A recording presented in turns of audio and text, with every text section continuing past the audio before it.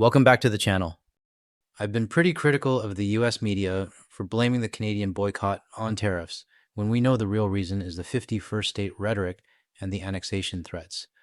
But I came across these two clips, and it feels like some of the media down south are finally starting to catch on. More outlets are now mentioning the 51st state rhetoric as a reason Canadians are staying away. If you're new here and find this content helpful, a like and subscribe goes a long way and helps us get closer to our goal of 3,000 subscribers. Let's get into it. Stunning images of near-empty passenger planes are popping up on social media. These international flights have many tourists flying to the USA practically alone. Shauna Massengill flew from London to Chicago. Look, barely anyone on board. There was nobody there. There was nobody in my row. It was really shocking. I've never been on a flight like that. This flight from Toronto to New York is also practically empty. And a flight from Toronto to Fort Myers, row after row of empty seats.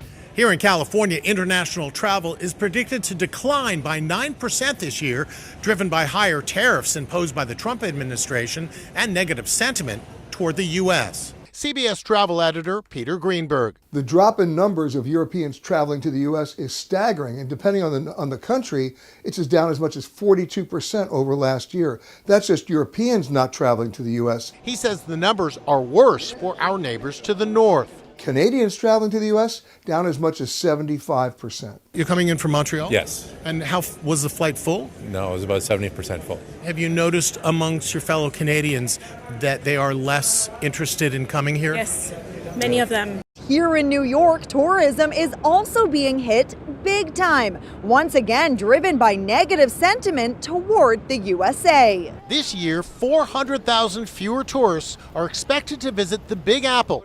So Canadian travel to the US is down by about 75%. WestJet and Air Canada are already cutting routes and consolidating flights because demand just isn't there. Now, some people might ask, what about the other 25%? Well, a lot of those are Canadians who booked their vacations or conferences months ago, before the orange guy was back in office. Once those trips wrap up, I expect that number to drop even further. All right, let's move on to our next video clip. Well, it looks like tourism is going to be down this year, as Europeans are just straight boycotting everything in the United States.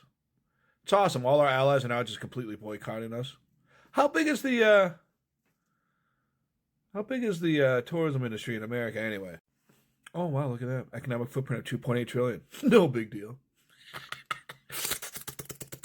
Yeah, not looking good. What are you going to do, though, right? I mean, our only other alternative was a black lady who had a terrible cackle, so obviously we had to go this route. Anyway, good talk. It's Sunday night, and here's what's happening. The United States is running into a big problem when it comes to Canada. And that problem is travel. And you can see that this is a problem because US politicians are literally getting on the internet and begging Canadians to keep traveling into the United States. Canadian travelers in 2024 spent $20.5 billion in the United States economy. We also supported 140,000 jobs. And Canadian travel to the United States currently is down 20%. Now, that doesn't seem like a huge number, but when you put it into the perspective of jobs, that is 30,000 jobs in the United States that right now are on the line. And a lot of people in Canada and the US have been saying that the reason for the drop in travel is essentially because of a boycott because of Donald Trump's tariffs and his repeated comments of Canada becoming the 51st state. But what we are finding out is that that is not the whole story. Majority of Canadians are actually fearful to go to the United States. A new poll came out by Leger just days after Prime Minister Mark Carney met with President Donald Trump in Washington, and it found that 52% of Canadians said that they will not travel to the United States because they are fearful. And I've been saying this for a while now, that this will actually be the biggest downfall of the United States. It won't be their economy that sinks them, it will be their reputation. We've all heard the story of the Canadian woman who was trying to renew her U.S. visa at a border crossing and was detained and sent to an ICE detention facility. There was the Uber Eats driver who took a wrong turn into Canada, and when he tried to enter back into the United States, he was detained and then deported to the El Salvadorian prison. The United States has also started setting up random checkpoints on the way to the border crossing into Canada. So you have to get checked by US officials before you get to the Canadian border crossing. And even immigration experts have said they have never seen anything like this before.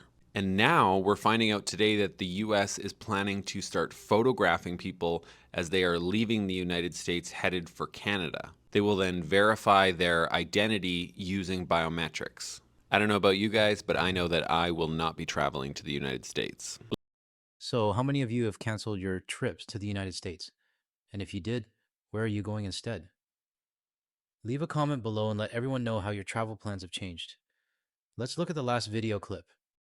If you are still planning to travel to the United States, if you're not worried about getting detained at the border, you're not worried about getting caught up in Barbie doll shortage unrest or whatever else is going on down there, I suggest you wait just a month, a few months, maybe 2-3 months. You're going to find the prices are just going to crash because right now the American tourist economy is going down the tubes, like it hasn't happened since 9/11, and they're going to be giving away rooms. So you'll be able to fly anywhere in the United States, stay anywhere, um, practically for free. So just wait.